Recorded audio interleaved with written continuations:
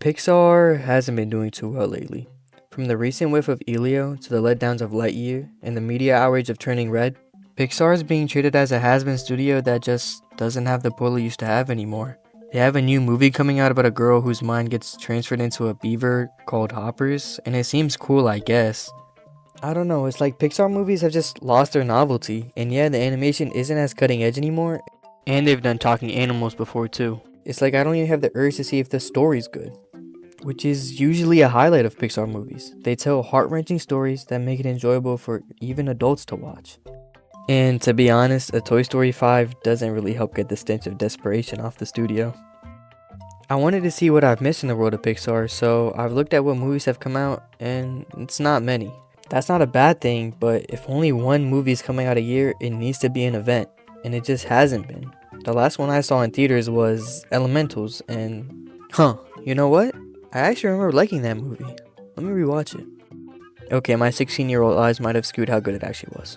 You guys know I'm a sucker for color, and this movie is so vibrant and full of them, and I love love stories as well, so I can see why I remember it fondly. But when I rewatch it, the messages it's trying to send don't work. The movie is about a fire girl named Ember and a water boy named Wade. Kind of like that cool math games game, except the exact opposite. Ember's dad is getting old, and she wants to take over his store. She's been working there her entire life, and it's a pride thing for her, because her parents both immigrated from their old home because they wanted a better life for her. There's kind of already a problem here that I'll get into later, but for now let's move on. Her first day trying to run the store herself, she messes up horribly, causing pipes to break in the basement. This leads to an Inspector Wade coming to the building and deeming it unsafe, which means he needs to submit the report to shut the business down.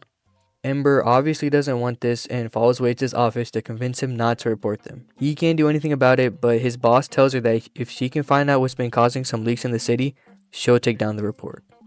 So both Wade and Ember have to work together to find out what caused these leaks, and while spending this time together, they start to fall for each other. It also leads to one of the best Disney songs I've heard in a while, that I cannot play because they will copy strike me to doom, but Steal the Show by Love? Is it Love? It's great. Whatever his name is, it's great. However, eventually Ember does have to break up with Wade because she thinks that society would never accept him. She can't even tell her own parents, which, I mean, yeah, it probably wouldn't work out.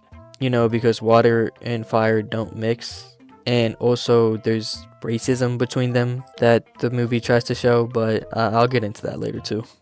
On the day that her father is retiring and the store is being passed down to her, Wade decides it's the best time to confess his feelings and try to get her back. But in doing so, reveals that Ember lied to her dad about breaking the pipes. Way to read the room, buddy. He basically disowns her and unretires. This also happens to be at the same time the glass from the dam breaks, and even though she stormed off and is having her teenage angst moment, she races back to save her parents. So the dam that the safety inspector said was safe wasn't safe. Right. Wade also comes to help, but the blue flame that represents their family heritage is still in the business that's being flooded.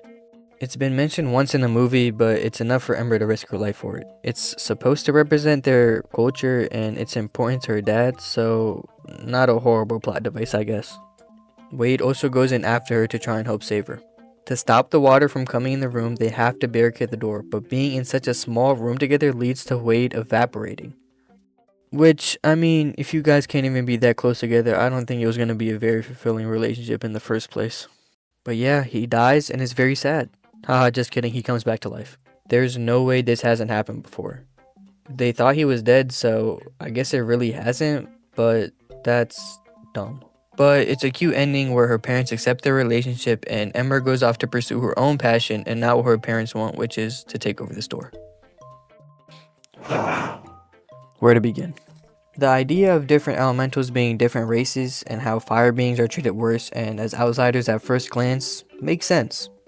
But the reason racism in the real world is so insane is that human beings are all the same. We might be different heights or skin colors, or some of us watch anime. We are all still humans, the same species. In elemental, not so much. These beings are fundamentally different. Water, fire, air, and ground, grass, whatever, are not the same. That's what the entire movie revolves around, and yet they try to make it seem like it's also not a reason for characters to react certain ways. The truth is, fire would be a danger to the grass people. We literally see her burn grass off of someone, which I hope is just hair. and water would be dangerous to fire people. It's not like there isn't any reason for there to be tension between the different elements. That doesn't mean that they can't live in peace, but making it seem like the dad doesn't like the water people for no reason just isn't fair. The relationship is supposed to represent an interracial one, which is entirely fine in the real world, but in Elemental, let's say a fire falls in love with grass, that just wouldn't work. They finagle away for the main two, but Wade literally dies and comes back with Disney magic. Now that I think about it, how would they die? Water doesn't age, and they show the fire father aging, but how would that work? Whatever, they clearly didn't put much thought into it, why would I? Now for the representation of immigration, I did enjoy. That is a common thing that happens where parents immigrate and expect their kids to do exactly what they say and use their sacrifice of coming to America or whatever as a guilt trip for their kids to take over the family business or get a job that they never really wanted. Completely disregarding the fact that leaving a third world country is also good for them. The places people migrate from are not good. That's why they migrate. Sure, better opportunities for kids is part of it, but there's better opportunities for the parents as well. They usually leave that part out or deny it. It works out in the movie, which is nice, and the ending is satisfying, but that's not what usually happens in real life. Which is good. That's what a movie should do. It should reflect the best parts of people, and it should make us want to be better people too. It gives hope and shows what the healthy thing is, even though most parents won't care what a kid's movie is trying to tell them. Overall, I think Elemental is a good movie. It's just an uninspired movie, which sounds crazy considering the premise, but they don't do nearly enough with what they've been given.